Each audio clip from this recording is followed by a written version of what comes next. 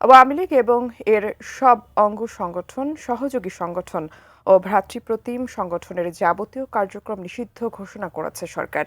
আন্তর্জাতিক অপরাধ ট্রাইব্যুনালে বিচার কার্য সম্পন্ন না হওয়া পর্যন্ত তাদের যাবতীয় কার্যক্রম নিষিদ্ধ করে বিকেলে প্রজ্ঞাপন জারি করেছে স্বরাষ্ট্র মন্ত্রণালয়। 2024 সালের 5 আগস্ট গণ অভ্যুত্থানে পতন হয় আওয়ামী লীগ সরকারের। দল ও সরকার প্রধান শেখ হাসিনা দেশ ছাড়েন। এরপর নানা সময় নানাভাবে আওয়ামী লীগ নিষিদ্ধের দাবি ওঠে।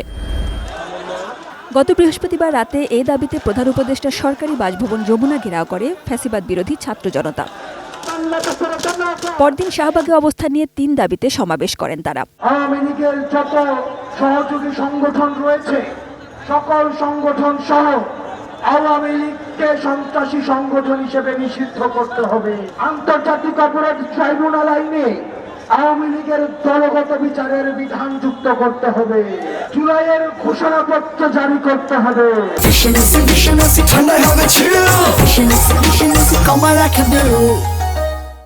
উত্তালে পরিস্থিতিতে শনিবার রাতে উপদেষ্টা পরিষদ সভায় বসে যমুনায়।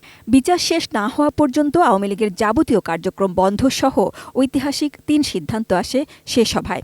আন্তর্জাতিক অপরাধ ট্রাইব্যুনালে বাংলাদেশের আওয়ামী লীগ ও তার নেতাদের বিচার কার্য সম্পন্ন না হওয়া পর্যন্ত দেশের নিরাপত্তা ও সার্বভৌমত্ব রক্ষা, জুলাই আন্দোলনের নেতাকর্মীদের নিরাপত্তা এবং আন্তর্জাতিক অপরাধ ট্রাইব্যুনালের বাদী ও সাক্ষীদের সুরক্ষার জন্য সন্ত্রাস বিরোধী আইনের অধীনে সাইবার স্পেস সহ আওয়ামী লীগের যাবতীয় কার্যক্রম নিষিদ্ধ করার সিদ্ধান্ত গ্রহণ করা হয়েছে।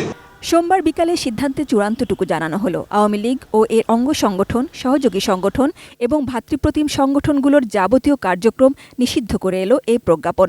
স্বরাষ্ট্র মন্ত্রণালয় থেকে সিনিয়র সচিব নাসিবুল গনি স্বাক্ষরিত প্রজ্ঞাপনে বলা হয়েছে, সরকার যুক্তিসঙ্গতভাবে মনে করে সন্ত্রাসবিরোধী সংশোধনী অধ্যাদেশ 2025 এবং সন্ত্রাস বিরোধী আইন 2009 এর ধারা 18-1 অনুযায়ী আন্তর্জাতিক অপরাধ ট্রাইব্যুনালে বাংলাদেশ আওয়ামী লীগ এবং এর সব অঙ্গ সংগঠন, সহযোগী সংগঠন ও ভ্রাতৃপ্রতিম সংগঠনের নেতাকর্মীদের বিরুদ্ধে বিচার শেষ না হওয়া পর্যন্ত দলটি এবং এর সব অঙ্গ সংগঠন, সহযোগী সংগঠন ও ভ্রাতৃপ্রতিম সংগঠনের যাবতীয় কার্যক্রম নিষিদ্ধ ঘোষণা করা দরকার।